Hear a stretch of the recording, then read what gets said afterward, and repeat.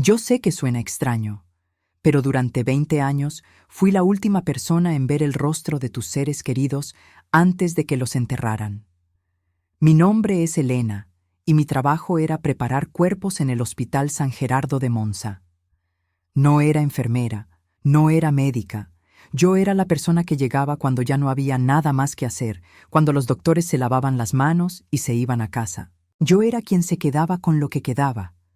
La gente piensa que los muertos son solo eso, muertos, pero cada cuerpo cuenta una historia. Las manos de un albañil tienen callos diferentes a las de un pianista. Las arrugas alrededor de los ojos te dicen si alguien sonrió mucho en vida o si pasó décadas frunciendo el ceño. Yo leía esas historias en silencio, en un sótano con luz fluorescente, mientras trabajaba con mis pinceles, mis bases de maquillaje, mis ceras especiales. Mi trabajo era crear una ilusión, hacer que pareciera que la persona estaba dormida, no muerta. Darle a la familia un último recuerdo bonito antes de cerrar el ataúd. Pero no voy a romantizar mi trabajo. No era arte, era artesanía fría, metódica. Yo sabía exactamente cuántos grados baja la temperatura de un cuerpo cada hora después de la muerte. Sabía qué músculos se ponían rígidos primero, cuánto tiempo duraba el rigor mortis, qué colores tomaba la piel según el tipo de muerte. La leucemia deja manchas púrpuras. Un infarto pone la cara gris azulada. Un ahogamiento hincha los tejidos. Yo conocía la muerte como un mecánico conoce un motor. Y honestamente, me gustaba. Me gustaba el silencio del necroterio. Me gustaba que los muertos no hicieran preguntas, no tuvieran expectativas, no me juzgaran. El frío del lugar era perfecto para mí porque yo también estaba fría por dentro. Llevaba así 10 años, desde la noche en que mi marido se estrelló contra un camión en la autopista Milano-Lecco. Llovía, iba a exceso de velocidad, y en 2 segundos mi mundo se partió en dos, el antes y el después. Yo era creyente antes de eso. Iba a misa los domingos, rezaba el rosario, tenía una virgencita en el tablero del coche. Pero cuando me llamaron al hospital y vi el cuerpo de Marco destrozado, algo dentro de mí se quebró para siempre. Los doctores me dijeron que no había sufrido, que fue instantáneo. Como si eso me consolara. ¿Instantáneo? ¿Y eso qué importaba? Seguía muerto. Seguía siendo solo carne y huesos rotos sobre una mesa metálica. Ahí fue cuando dejé de creer. No en un momento dramático de rabia contra Dios, sino en un apagón lento, como cuando se va la luz en una casa y te vas acostumbrando a la oscuridad. Dejé de ir a misa. Guardé el rosario en un cajón. Y cuando una conocida me dijo que había una vacante en tanatopraxia en el San Gerardo, algo retorcido dentro de mí pensó, perfecto. Si la vida es solo esto, si no hay alma ni cielo ni nada después, entonces trabajar con muertos tiene más sentido que seguir fingiendo que hay esperanza. Así que me capacité. Aprendí química, anatomía, técnicas de conservación, y descubrí que era buena en eso, muy buena. Las familias me agradecían llorando porque había logrado que su madre pareciera estar durmiendo, porque su hijo se veía en paz. Yo asentía, les apretaba la mano y por dentro pensaba, es solo maquillaje, es solo ciencia, no hay paz, no hay sueño, solo hay células dejando de funcionar. Vivía sola en un departamento pequeño cerca del hospital. No tenía plantas porque se me morían. No tenía gatos ni perros. Salía del trabajo oliendo a formol y productos químicos. Me duchaba durante media hora y me sentaba a ver televisión comiendo comida congelada. Los fines de semana limpiaba el departamento, iba al supermercado y volvía al trabajo el lunes. 20 años de esa rutina. 20 años de perfeccionar mi técnica, de volverme más y más eficiente, más y más fría. Mis compañeros del hospital me respetaban, pero me tenían un poco de miedo. Los enfermeros bajaban los cuerpos y se iban rápido, incómodos. Yo prefería trabajar sola de todas formas. Ponía música clásica de fondo, música sin palabras, y me concentraba. Cada cuerpo era un proyecto. Evaluar el daño, planificar la intervención, ejecutar, limpiar, drenar, inyectar los conservantes, maquillar, peinar, vestir. A veces tardaba horas. Los casos difíciles, los accidentes de tráfico, los suicidios, las autopsias que dejaban el cuerpo en pedazos, esos eran los que me absorbían completamente. Y me gustaba esa absorción porque cuando estaba concentrada no pensaba en Marco, no pensaba en el vacío de mi vida. La gente me preguntaba si no me daba miedo estar sola con los muertos. Yo me reía. Miedo. Los muertos eran lo único predecible en mi vida. No te lastiman, no te decepcionan, no se estrellan contra camiones y te dejan sola. Los vivos eran los que daban miedo. En octubre de 2006, yo tenía 43 años. Llevaba una década en el trabajo y había preparado cientos de cuerpos. Bebés que murieron en la cuna, ancianos de 90 años, adultos jóvenes como mi marido. Todos pasaban por mis manos. Todos eran iguales para mí. Materia orgánica que necesitaba conservación temporal. 3 días antes de que mi vida cambiara, yo estaba en el elevador del hospital. Era media mañana, y yo subía al 3er piso a entregar unos papeles administrativos. Odiaba salir del sótano, odiaba la luz del día, odiaba ver a las familias llorando en los pasillos. Prefería mi cueva fría y silenciosa. Llevaba mi bata blanca manchada, oliendo a químicos, con el pelo recogido en una cola de caballo tirante. Seguro tenía cara de pocos amigos, como siempre. El elevador se detuvo en el 2.º piso y entraron 2 enfermeros empujando una camilla. Sobre ella había un chico joven. Tendría 15, 16 años. Estaba muy pálido, muy hinchado, obviamente enfermo. Llevaba una computadora portátil sobre las piernas y estaba tecleando algo mientras hablaba animadamente con uno de los enfermeros. Me hice a un lado para darles espacio. Traté de no mirar, pero el chico levantó la vista y me vio. Nuestros ojos se cruzaron. Yo esperaba ver lo que siempre veía en los pacientes terminales. Miedo, tristeza, esa mirada perdida de quien sabe que se le acaba el tiempo. Pero este chico me miró con una curiosidad tranquila, casi alegre, como si yo fuera algo interesante que acababa de descubrir. Entonces hizo algo que me dejó helada. Miró mis manos. Yo las tenía cruzadas sobre el estómago y estaban manchadas. Siempre lo estaban, por más que las lavara. Manchas de tintes, de ceras, de bases de maquillaje de tonos que no existen en personas vivas. Manos de trabajar con muertos. El chico sonrió, una sonrisa pequeña pero real, y me dijo con una voz débil pero clara: «Tiene un trabajo difícil, señora. Usted trata de devolverle la belleza que el dolor robó». Se quedó callado un segundo, me miró a los ojos y agregó: «Pero no se preocupe por mí. Cuando baje a su piso, no voy a necesitar maquillaje». El elevador llegó al 3er piso. Las puertas se abrieron. Los enfermeros salieron empujando la camilla y el chico siguió tecleando en su computadora como si nada. Las puertas se cerraron. Yo me quedé sola, temblando. ¿Cómo sabía él a qué me dedicaba? ¿Cómo sabía que yo trabajaba abajo, en el sótano? Y esa frase sobre no necesitar maquillaje sonaba como una profecía, como si supiera que pronto estaría muerto, como si supiera que pronto pasaría por mis manos. Entregué los papeles en administración con las manos temblorosas. Bajé de nuevo al sótano. Traté de sacudirme la sensación extraña. Seguro era solo un chico enfermo diciendo cosas raras por la medicación. Seguro me había confundido con alguien más. Pero esas palabras se quedaron conmigo, grabadas como con hierro caliente en mi memoria. Oye, una pausa rápida antes de seguir. Me encantaría saber desde dónde me estás escuchando. Deja un comentario con tu ciudad o tu país. Siempre me sorprende ver hasta dónde llegan estas historias. Y si todavía no te has suscrito, por favor, hazlo ahora. Me ayuda muchísimo a seguir compartiendo estos relatos que necesitan ser contados. 3 días después, el 12 de octubre, yo estaba preparando mi área de trabajo como cada mañana. Había recibido aviso de que llegarían 2 cuerpos, una anciana de 82 años que había muerto de un derrame cerebral y un adolescente que había fallecido de leucemia. Casos de rutina. O eso pensaba yo. Llegó primero la señora. Hice mi trabajo. 3 horas de trabajo meticuloso, porque el derrame había dejado un lado de su cara paralizado y necesitaba simetrizarla con ceras y maquillaje. Quedó bien. Su familia podría despedirse de ella sin tener pesadillas después. Eran casi las 2 de la tarde cuando tocaron la puerta.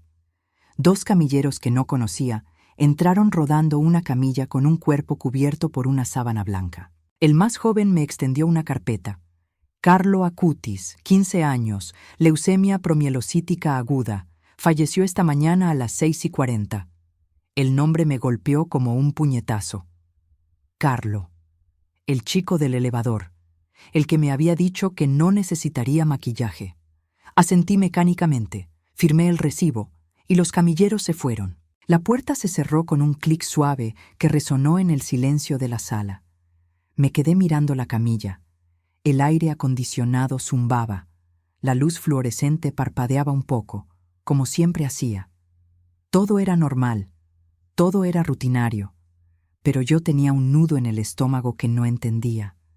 Me puse los guantes de látex, preparé mi mesa de trabajo, base de maquillaje en varios tonos, polvos, ceras moldeables, algodones, gasas, mi set de pinceles. La leucemia M3 era especialmente cruel. Causaba hemorragias internas masivas. Yo sabía que encontraría un cuerpo lleno de hematomas, manchas púrpuras por todas partes, rigidez cadavérica avanzada. Iba a ser un trabajo de horas. Respiré hondo y jalé la sábana hacia abajo. Y ahí fue cuando el mundo que yo conocía, el mundo ordenado y predecible de la muerte, comenzó a desmoronarse. Lo primero que noté fue el olor. Yo trabajaba en un cuarto saturado de formaldehído, de desinfectantes industriales, de ese olor acre y químico que se te pega en la garganta. Pero de repente olía distinto. Olía a flores, a lirios recién cortados. Suave, dulce, imposible. Miré alrededor buscando una explicación. ¿Alguien había traído flores? ¿Había un ambientador que no había visto? Nada. Solo mi sala blanca y estéril de siempre. Pero el olor estaba ahí, cada vez más fuerte, llenando el espacio. Volví a mirar el cuerpo. Terminé de quitar la sábana completamente. Y me quedé inmóvil. La piel de Carlo estaba perfecta. No había manchas. No había hematomas. No tenía esa palidez cerosa y grisácea que tienen todos los cadáveres. Su piel se veía sonrosada, saludable, como si estuviera durmiendo después de un día de campo. Pensé que tal vez la luz me estaba jugando una mala pasada. Acerqué la lámpara móvil. No, la piel realmente se veía así, luminosa, elástica. Extendí la mano y toqué su brazo para comenzar el procedimiento estándar de posicionamiento del cuerpo. El músculo cedió suavemente bajo mi presión, flexible, maleable. Mi corazón comenzó a latir más rápido. Eso estaba mal, muy mal. El rigor mortis comienza a las 2 o 3 horas de la muerte. Este chico llevaba más de 8 horas muerto. Su cuerpo debería estar rígido como una tabla. Los músculos deberían estar contraídos, duros, imposibles de mover sin aplicar fuerza considerable. Pero Carlo estaba flexible. Doblé su codo. Se movió con facilidad. Giré su cabeza a un lado. Se movió suavemente, sin resistencia. Era como manipular a alguien dormido, no a alguien muerto. Me obligué a respirar. Tenía que haber una explicación lógica. Tal vez el hospital le había administrado algún relajante muscular antes de morir. Tal vez la leucemia había afectado sus músculos de alguna forma que yo desconocía. Tenía que ser eso. Seguí con el protocolo. Necesitaba limpiar el cuerpo, revisar si había heridas o líneas de catéter que debía cubrir. Tomé una gasa y me acerqué a su cuello. Había una pequeña incisión donde habían puesto un catéter central, probablemente para administrarle quimioterapia o transfusiones. Era una herida pequeña, limpia, que debía limpiar y sellar antes de maquillarlo. Pasé la gasa por la incisión y la gasa se manchó de rojo. Rojo brillante, rojo vivo, rojo oxigenado. La gasa se me cayó de las manos. Eso no podía ser. Cuando una persona muere, el corazón deja de bombear. La sangre deja de circular.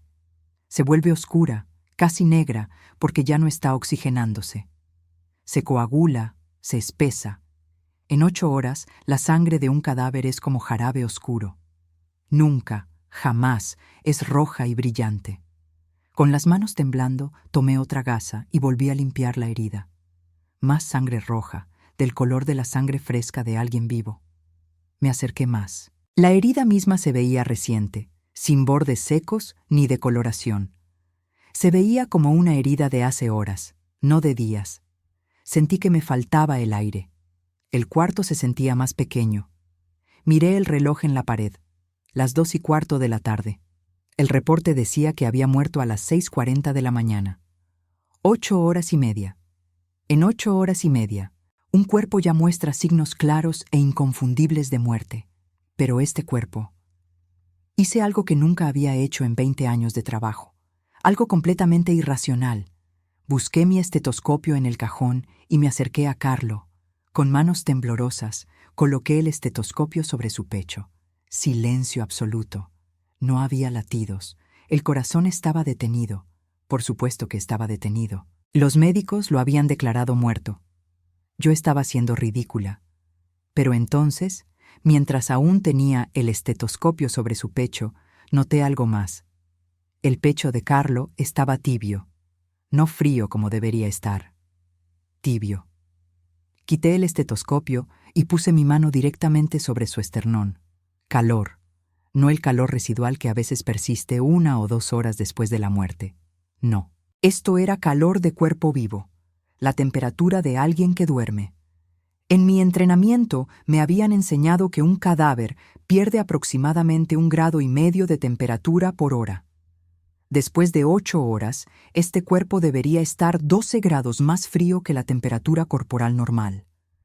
Debería estar casi a temperatura ambiente, que en este cuarto, con aire acondicionado, era de unos 18 grados, pero la piel de Carlo estaba a por lo menos 30 grados, tal vez más. Retrocedí tambaleándome hasta que mi espalda chocó contra la pared de azulejos blancos. Me quedé ahí, mirando el cuerpo sobre la mesa metálica. Mi mente de científica, mi mente entrenada en anatomía y patología, buscaba desesperadamente una explicación. Pero no la había. Esto violaba todas las leyes de la tanatología, de la biología, de la física básica. Me deslicé por la pared hasta quedar sentada en el suelo. Las rodillas contra el pecho, respirando entrecortado. En 20 años nunca me había pasado esto. Nunca había visto un cuerpo que no obedeciera las reglas. La muerte era lo único confiable en mi vida. La muerte era ciencia pura. Pero este chico, este Carlo que me había advertido 3 días antes que no necesitaría maquillaje, estaba desafiando todo lo que yo creía saber. Cerré los ojos. Tal vez estaba teniendo un colapso nervioso. Tal vez tantos años de trabajo con muertos finalmente me habían roto la cabeza. Tal vez estaba proyectando, alucinando, inventando cosas que no estaban ahí. Abrí los ojos. El cuerpo seguía sobre la mesa. Real. Sólido. Imposible. Me obligué a ponerme de pie. Tenía que terminar mi trabajo. Tenía que ser profesional. Fuera lo que fuera esto, yo tenía una responsabilidad. La madre de este chico vendría mañana a verlo. Yo tenía que prepararlo. Me acerqué de nuevo a la mesa, despacio, como si me acercara a algo salvaje que pudiera atacarme. Abrí mi maletín de maquillaje. Saqué la base, la que usaba para dar color a las pieles pálidas de los muertos. Puse un poco en mi esponja y la acerqué al rostro de Carlo. Pasé la esponja por su mejilla. La base no se adhirió. Literalmente resbaló sobre su piel, como si estuviera cubierta de algún aceite invisible. Intenté de nuevo, presionando más. Lo mismo. La piel rechazaba el maquillaje. Probé con otra base, de otra marca, con otro tipo de fijador. Nada funcionaba. Fue en ese momento, mientras intentaba inútilmente maquillar a un muerto que no parecía muerto, que algo dentro de mí se rompió. No fue dramático. No grité. No lloré. Fue más profundo que eso. Fue como si una compuerta que había cerrado 10 años atrás se abriera de golpe. Las rodillas me fallaron. Caí junto a la mesa metálica, mis manos aferradas al borde frío. Y por primera vez desde la muerte de Marco, desde aquella noche en la autopista bajo la lluvia, dije en voz alta, Dios. No fue una oración, no fue una súplica, fue solo esa palabra, Dios. Como si estuviera admitiendo la existencia de algo que había negado durante una década. Como si ese cuerpo imposible sobre mi mesa fuera la evidencia irrefutable de que yo había estado equivocada todo este tiempo. Las lágrimas llegaron entonces, lágrimas calientes que no había derramado en años. Lloré con la cara apoyada contra la mesa de acero, a centímetros de la mano tibia de Carlo. Lloré por Marco, por los 10 años de rabia y vacío, por los cientos de cuerpos que había preparado creyendo que eran solo materia sin sentido. Lloré porque ahora, frente a este chico de 15 años que no obedecía las leyes de la muerte, me daba cuenta de que tal vez, solo tal vez, yo había estado viviendo en la oscuridad todo este tiempo. No sé cuánto tiempo estuve ahí. El reloj seguía marcando el paso del tiempo, pero yo estaba suspendida en otro lugar. Finalmente me sequé la cara con la manga de mi bata y me puse de pie. Mis piernas temblaban pero se sostenían. Miré a Carlo. Su rostro estaba sereno, con una leve sonrisa en los labios. No necesitaba mi maquillaje. Él me lo había dicho. Él sabía. De alguna forma incomprensible, él había sabido que cuando llegara a mi mesa, su cuerpo sería diferente. Decidí hacer algo que iba contra todas mis reglas profesionales. Decidí no hacer nada. No lo maquillé. No alteré nada en su apariencia. Simplemente lo limpié con agua tibia, con cuidado, casi con reverencia. Le peiné el cabello hacia atrás. Le puse ropa limpia que su familia había traído. Unos jeans, una sudadera azul con el logo de alguna marca deportiva, zapatillas Nike blancas. Era la primera vez en 20 años que vestía a un muerto con ropa de calle, con ropa de vivo. Mientras lo vestía, seguía tocando su piel. Seguía tibia. Los músculos seguían flexibles. No tenía sentido científico, pero ahí estaba. Real como la mesa bajo mis manos. Real como el olor a lirios que no desaparecía. Cuando terminé, lo cubrí con una sábana limpia hasta el pecho, como si estuviera durmiendo en una cama, no acostado en una mesa de necroterio. Di un paso atrás y lo miré. Se veía en paz. No con la paz falsa que yo creaba con mis maquillajes y mis trucos, sino con una paz real, profunda, que emanaba de él como luz. Entonces hice algo más que nunca había hecho. Junté las manos y cerré los ojos. No sabía rezar ya, había olvidado las oraciones, pero susurré. No sé qué eres, no sé qué está pasando, pero gracias por mostrarme que yo estaba equivocada. Cuando abrí los ojos, juro que la sonrisa en el rostro de Carlo era un poco más pronunciada, como si me hubiera oído, como si me estuviera diciendo que todo iba a estar bien. Esa noche no pude dormir. Me quedé sentada en el sofá de mi departamento con las luces apagadas, mirando por la ventana hacia las luces de Monza. Mi mente no dejaba de repetir lo que había visto.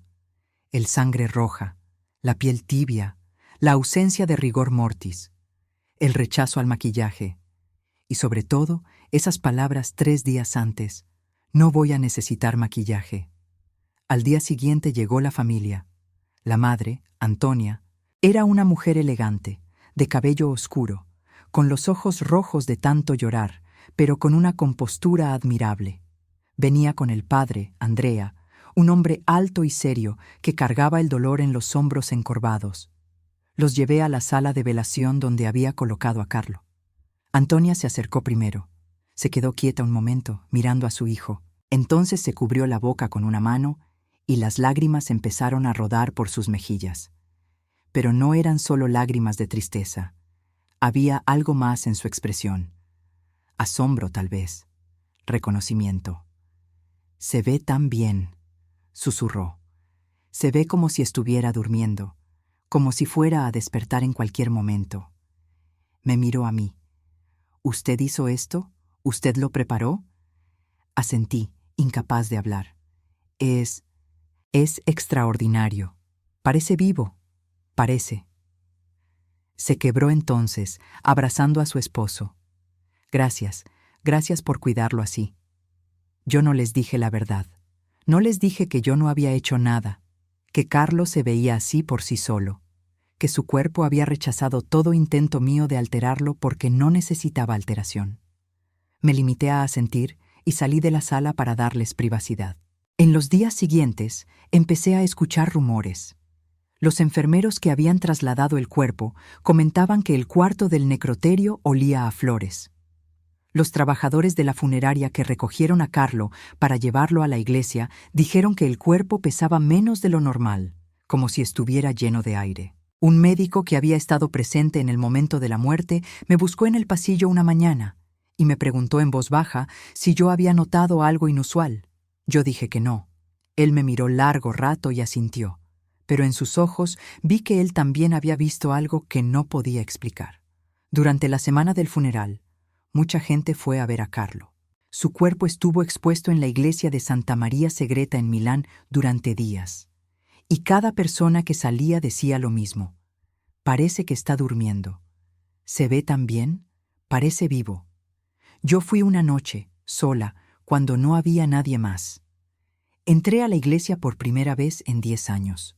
Me senté en la última banca y miré el ataúd abierto al frente. Desde la distancia, Carlo realmente parecía estar durmiendo. Las velas que lo rodeaban creaban sombras suaves en su rostro. Yo esperaba sentirme incómoda, fuera de lugar en una iglesia después de tanto tiempo. Pero no lo estuve. Por primera vez en años, me sentí en paz. Me acerqué al ataúd. No había nadie vigilando. Era pasada la medianoche. Me arrodillé junto a él y por segunda vez susurré una oración sin palabras, solo un agradecimiento silencioso por haberme mostrado que el mundo era más grande, más misterioso, más lleno de posibilidades de lo que yo había creído. Cuando me puse de pie para irme, puse mi mano sobre la suya. Seguía tibia. Después de 5 días, su piel seguía tibia. Las lágrimas volvieron, pero esta vez eran lágrimas diferentes. Eran lágrimas de alivio. Porque si esto era posible, si este cuerpo podía desafiar las leyes que yo conocía, entonces tal vez Marco no era solo polvo y cenizas. Tal vez había algo más. Tal vez la muerte no era el final después de todo. Una semana después del funeral, pedí una reunión con mi supervisor. Le dije que renunciaba. Él se sorprendió. Trató de convencerme de quedarme. Me ofreció un aumento, más días libres. Le dije que no era por el dinero. Le dije que simplemente ya no podía hacer ese trabajo. Y era verdad. Ya no podía ver la muerte con los mismos ojos. Ya no podía tratar los cuerpos como simples objetos. Algo fundamental había cambiado en mí. Pero guardé el secreto. En mi informe oficial sobre Carlo Acutis, escribí: cuerpo en excelente estado de conservación. Preparación estándar completada sin complicaciones. No mencioné la sangre roja. No mencioné la temperatura. No mencioné que su cuerpo había rechazado el maquillaje. No mencioné el olor a lirios. Si lo hacía, pensarían que estaba loca. Me harían pruebas psicológicas. Tal vez me internarían. Así que guardé silencio y llevé conmigo ese secreto como una semilla que crecería en la oscuridad de mi alma. Pasaron semanas. Luego, meses. Yo busqué otro trabajo, esta vez en cuidados paliativos en una clínica más pequeña. Ya no trabajaba con muertos. Ahora trabajaba con personas que estaban muriendo, ayudándolas a tener sus últimos días con dignidad y sin dolor. Era diferente. Era más difícil en muchos aspectos porque tenías que ver el proceso, no solo el resultado. Pero también era más humano, más real. Empecé a ir a terapia. Le conté a mi terapeuta sobre Marco, sobre cómo su muerte me había roto, sobre cómo había pasado 10 años viviendo en automático. No le conté sobre Carlo, todavía no. Pero empecé a trabajar en mi dolor, en mi rabia, en todas las cosas que había enterrado junto con mi fe. Poco a poco, empecé a volver a la vida. Compré plantas para mi departamento y esta vez las mantuve vivas. Adopté un gato, un gato naranja callejero que apareció en mi ventana una noche. Lo llamé Marco. Mi terapeuta dijo que era una forma de mantener la conexión sin estar atrapada en el pasado. Tal vez tenía razón. Un año después de la muerte de Carlo, vi una noticia en Internet. Estaban iniciando un proceso de beatificación. La diócesis de Milán estaba investigando su vida. Hablaban de su devoción, de su trabajo con los pobres a pesar de su juventud, de su fe inquebrantable. Hablaban de él como un posible santo. Leí artículo tras artículo. Vi videos de personas que lo habían conocido. Todos contaban historias de su bondad, su humildad, su amor por la Eucaristía. Pero nadie mencionaba el detalle médico que yo había visto. El cuerpo que no obedeció las leyes de la muerte. Me pregunté si debía decir algo, si debía contactar a alguien en la iglesia y contarles lo que había visto. Pero, ¿qué diría? Hola, soy la tanatopraxista atea que preparó su cuerpo y vi cosas raras. Sonaría ridículo. O peor, sonaría como si estuviera buscando atención, como si quisiera ser parte de algo más grande que yo. Así que seguí guardando silencio. Pero empecé a rezar de nuevo. Despacio, inseguro al principio, como alguien que está aprendiendo un idioma olvidado. Compré un rosario. No el que había guardado en el cajón 10 años atrás. Ese lo había tirado. Un rosario nuevo, de madera simple.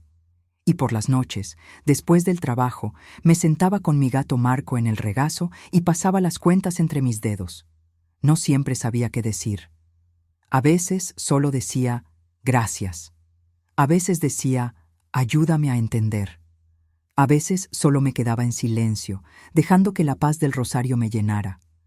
Mis compañeros de trabajo notaron el cambio. Estaba más presente, más cálida. Me veían sonreír más. Una enfermera me preguntó qué había pasado, qué me había cambiado. Le dije que había tenido una experiencia que me hizo replantear todo. Ella no preguntó más, solo me apretó la mano y sonrió. 2 años después, en 2008, leí que el cuerpo de Carlo había sido exhumado como parte del proceso de beatificación. Un panel de médicos forenses iba a examinarlo. Mi corazón latió más rápido cuando leí eso.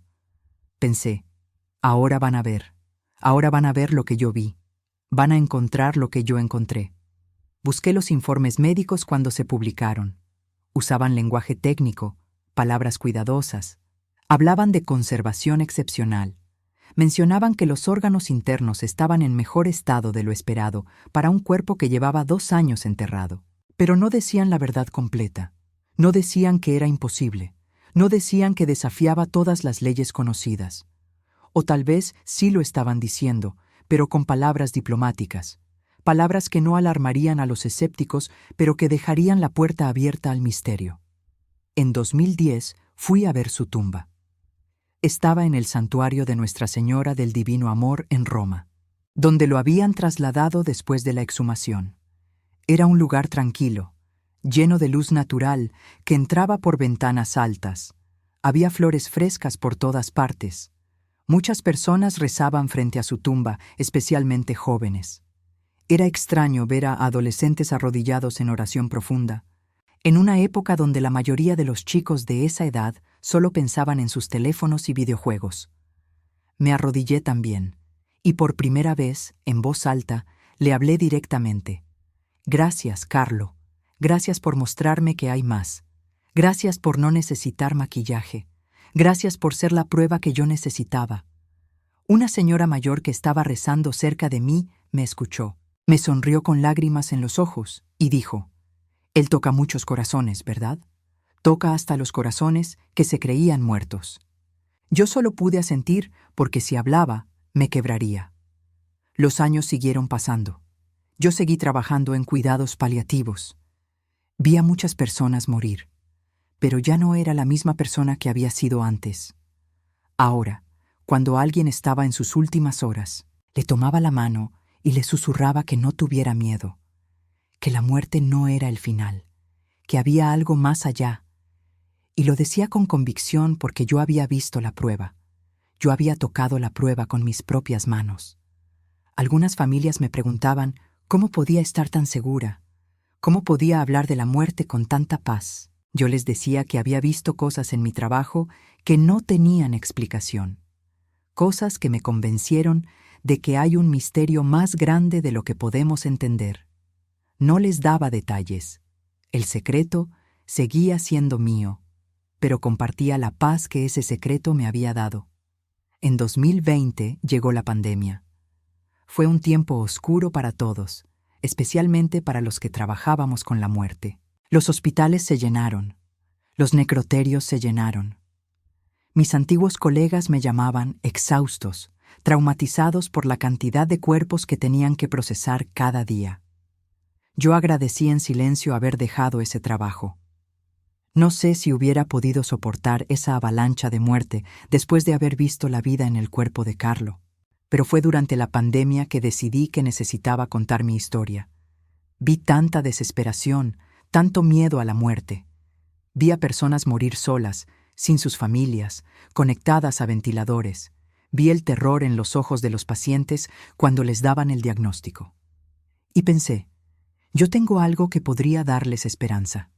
Yo tengo un testimonio que podría ayudar. Así que empecé a escribir. No para publicar, al principio, solo para mí. Escribí cada detalle que recordaba de aquel día en octubre de 2006. La sangre roja, la piel tibia, el olor a lirios, el rechazo al maquillaje, la profecía 3 días antes. Escribí todo. Cuando terminé, tenía 30 páginas. Las leí y lloré, porque al ponerlo en palabras, al sacarlo de mi memoria y plasmar en papel, se volvió aún más real. No había sido un sueño. No había sido una alucinación. Había sido real, y yo había guardado ese secreto por 14 años. Le mostré lo que había escrito a mi terapeuta. Ella lo leyó en silencio. Cuando terminó, se quitó los lentes y me miró. Elena, dijo, ¿sabes que si cuentas esto públicamente, mucha gente no te va a creer? Yo asentí. Lo sé. ¿Y sabes que otros te van a criticar? Dirán que estás inventando, que buscas atención. También lo sé. Entonces, ¿por qué quieres hacerlo? Pensé un momento antes de responder. Porque durante 10 años viví creyendo que la muerte era el final. Y fue una forma horrible de vivir. Fue vacío y oscuro y frío. Y ahora sé que estaba equivocada. Y si hay aunque sea una persona ahí afuera que está viviendo como yo vivía, que está en esa oscuridad, y mi historia puede encender aunque sea una pequeña luz, entonces vale la pena. Mi terapeuta sonrió. Creo que has sanado, Elena. Realmente has sanado. En octubre de 2021, Carlo fue beatificado. Fue declarado Beato Carlo Acutis. Vi la ceremonia en vivo desde mi departamento. Vi a miles de personas reunidas, especialmente jóvenes. Vi el rostro de su madre, Antonia, radiante de alegría a pesar de las lágrimas. Vi su fotografía proyectada enorme, con esa sonrisa que recordaba tan bien, esa sonrisa que había visto 3 días antes de su muerte. Y decidí que era hora de dejar de guardar el secreto. Contacté a un sacerdote que conocía de mis días en cuidados paliativos. Le conté mi historia. Él me escuchó sin interrumpir. Cuando terminé, se quedó en silencio largo rato. Finalmente dijo, Elena, ¿sabes que esto podría ser evidencia importante para el proceso de canonización? Yo me encogí de hombros. No sé, tal vez, pero no lo cuento por eso, lo cuento porque necesito contarlo. Lo cuento porque he cargado con esto durante 15 años y ya es hora de que salga a la luz. Antes de seguir con el final de mi historia, quiero hacerte una pausa. Si has llegado hasta aquí, si has escuchado todo lo que te he contado, me gustaría saber qué piensas. Déjame un comentario diciéndome si esta historia te ha tocado de alguna forma, si te ha hecho pensar diferente sobre la muerte, o simplemente desde dónde me estás escuchando. Me importa saber que hay personas al otro lado, personas que están abiertas a estos testimonios. Y por favor, si crees que alguien más necesita escuchar esto, comparte este video. Nunca sabes quién puede estar pasando por la oscuridad en la que yo estuve. El sacerdote me puso en contacto con personas de la diócesis que estaban recopilando testimonios sobre Carlo. Tuve que dar una declaración formal.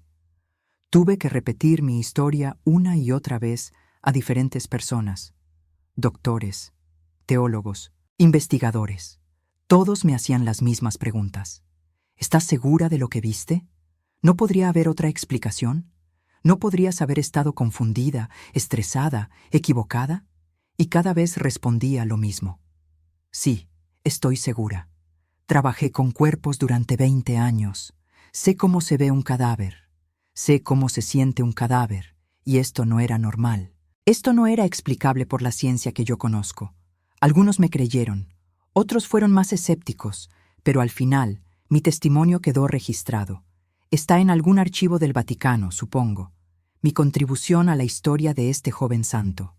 Lo curioso es que una vez que lo conté oficialmente, una vez que dejó de ser mi secreto, sentí que un peso enorme se levantaba de mis hombros. Era como si hubiera estado cargando una mochila llena de piedras durante 15 años y finalmente alguien me la hubiera quitado. Ahora tengo 60 años. Me jubilé del trabajo de cuidados paliativos hace 2 años. Vivo en un pequeño pueblo cerca de Monza, en una casita con jardín.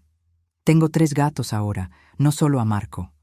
Tengo plantas por todas partes, algunas que ya tienen años conmigo. Voy a misa los domingos, no por obligación, sino porque quiero estar ahí. Y cada día, sin falta, rezo por Carlo y le agradezco lo que hizo por mí. A veces me pregunto por qué fui yo. ¿Por qué de todas las personas que trabajan con muertos, fui yo la que tuvo que preparar su cuerpo? ¿Por qué fui yo la que vio lo que vi? Y creo que la respuesta es que yo era la que más lo necesitaba. Yo era la que estaba más perdida, más endurecida, más convencida de que no había nada más allá de este mundo material. Carlo me eligió, en cierta forma. O Dios me eligió a través de Carlo. Me eligió para ser testigo, para ser una de esas personas que pueden decir, yo vi, yo toqué, yo sé. Y ahora, después de todos estos años, después de tanto miedo y tanto silencio, puedo compartir este testimonio con el mundo. Puedo decirte a ti, que me estás escuchando, que la muerte no es el fin. Puedo decirte que hay misterios en este mundo que la ciencia no puede explicar. Puedo decirte que ese chico de 15 años que murió de leucemia en 2006 dejó una señal, dejó una marca en su propio cuerpo que gritaba, hay más, hay mucho más. Mira, yo entiendo el escepticismo. Yo fui la escéptica más grande que conocía. Pasé 10 años creyendo que todo lo espiritual era basura, fantasía, ilusión. Y no te voy a mentir y decir que después de ver a Carlo todo fue perfecto. No lo fue. Seguí teniendo dudas. Seguí luchando con mi dolor. Seguí teniendo días donde me preguntaba si había imaginado todo. Pero en el fondo, en lo más profundo de mi ser, yo sé lo que vi, sé lo que sentí, y nadie puede quitarme eso. Cuando hablo con personas que han perdido a alguien, personas que están lidiando con el dolor de un funeral reciente, les cuento mi historia. No toda, no con todos los detalles que te he contado a ti, pero lo suficiente. Les digo que yo trabajé con cientos de muertos y que vi algo que no debería ser posible. Algo que me convenció de que nuestros seres queridos no se van completamente. Que hay algo que persiste, algo que trasciende la carne y los huesos. Y ves sus rostros cambiar. Ves como una pequeña luz se enciende en sus ojos, una pequeña esperanza en medio del dolor. Y eso es lo que me mantiene contando esta historia una y otra vez. Porque si mi experiencia puede aliviar aunque sea un poco el dolor de alguien, entonces todo valió la pena. El silencio, el miedo, la confusión, todo valió la pena. Hace unos meses fui a Asís. Es donde está la tumba de Carlo ahora. Hay una reliquia de su corazón ahí, y muchos peregrinos van a rezar. Yo fui en un día entre semana, cuando no había mucha gente. Me arrodillé frente a su imagen y esta vez no lloré. Solo sonreí. Porque vi a todos estos jóvenes a mi alrededor, jóvenes con fe, con esperanza, inspirados por un chico de su edad que decidió vivir radicalmente para Dios. Y pensé, yo ayudé a preparar ese cuerpo. Yo fui la última persona que lo cuidó en esta tierra. Y aunque en ese momento no lo entendía, aunque estaba aterrada y confundida, ahora puedo ver que fui parte de algo más grande. Fui parte de su historia. Y él fue parte de la mía. Carlo me salvó. No en el sentido dramático de salvarme de un accidente o una enfermedad. Me salvó de algo peor. Me salvó de una vida sin esperanza. Me salvó de una existencia vacía donde nada tenía sentido más allá de este mundo físico. Me salvó mostrándome que hay belleza más allá del dolor, que hay luz más allá de la oscuridad, que hay vida más allá de la muerte. Hay noches en las que me siento en mi jardín, mirando las estrellas, con mis gatos rondando por ahí, y pienso en ese día de octubre. Pienso en la sangre roja, en la piel tibia, en el olor a lirios, en esas palabras 3 días antes: no voy a necesitar maquillaje. Y me río suavemente porque él tenía razón. Él tenía toda la razón. No necesitaba mi arte, mi ciencia, mis trucos de maquillaje, porque ya estaba perfecto, ya estaba completo, ya estaba envuelto en algo que yo nunca podría crear con mis manos. Si hay algo que quiero que te lleves de mi historia, es esto: no tengas miedo de la muerte. Sé que es fácil decirlo y difícil vivirlo. Yo misma viví con miedo durante años. Pero ahora, después de lo que vi, puedo decirte con total certeza que la muerte no es el enemigo, no es el fin. Es solo una transición, es solo un paso más. Y si tú estás pasando por lo que yo pasé, si perdiste a alguien y sientes que no hay sentido en nada, si estás enojado con Dios o con la vida o con el universo, te entiendo. Yo también estuve ahí. Yo también grité en silencio preguntándome por qué. ¿Por qué mi marido? ¿Por qué yo? ¿Por qué esta vida tan injusta y dolorosa? Pero te prometo que hay esperanza. Te prometo que hay luz esperándote, aunque ahora solo veas oscuridad. Y a veces, como me pasó a mí, esa luz viene de los lugares más inesperados. De un chico de 15 años, de un cuerpo en una mesa de necroterio, de un milagro silencioso que nadie más vio, pero que cambió todo. Hoy en día, cuando la gente me pregunta qué hago, ya no digo que soy tanatopraxista. Esa Elena murió hace años, en un cuarto frío oliendo a lirios. Ahora digo que soy testigo. Testigo de que hay misterios en este mundo. Testigo de que los santos son reales. Testigo de que la muerte no tiene la última palabra.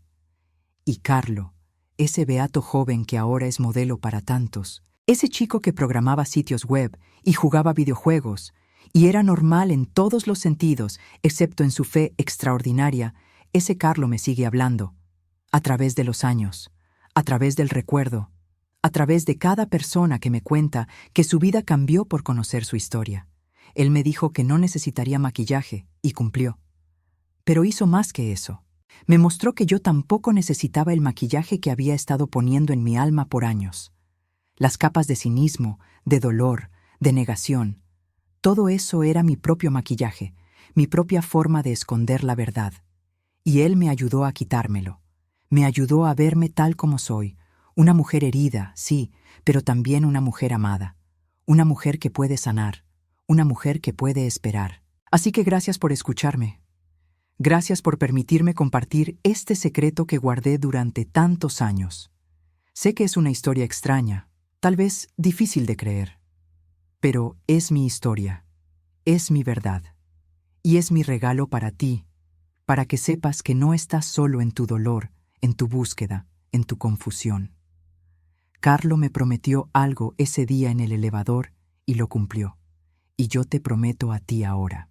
Si abres tu corazón, aunque sea un poquito, a la posibilidad de que hay algo más, vas a empezar a verlo.